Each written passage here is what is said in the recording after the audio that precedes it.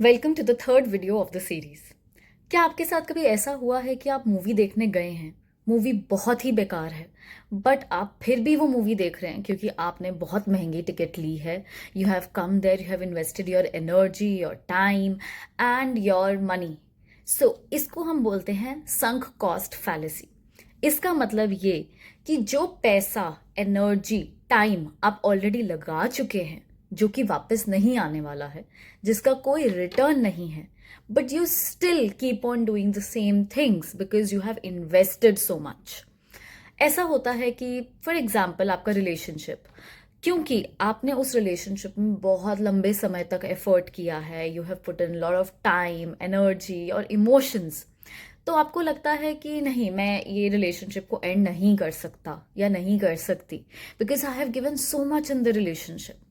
लेकिन अगर आपको उस रिलेशनशिप का फ्यूचर बेनिफिट नहीं लगता है, if you think that relationship will not sustain but you are still continuing with it just because you have given it a lot of time and energy, is the wrong choice. किसी भी चीज को complete करना या और energy देना should be dependent on its future benefits, not because कि आप उसमें क्या कुछ दे चुके हैं। You should be careful of investing in something because of the right reasons.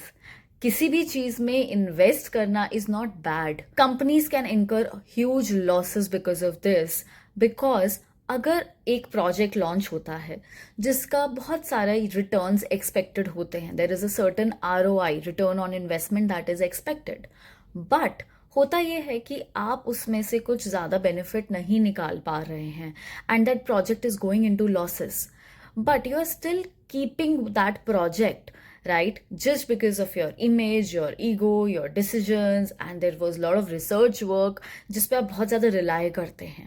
जैसे मैंने पहले भी एक वीडियो बनाई है, that do not commit to anything, which means कि अगर आप किसी चीज़ को कमिटमेंट पर्सपेक्टिव से ही सिर्फ कैरी फॉरवर्ड कर रहे हैं, that is not a good decision.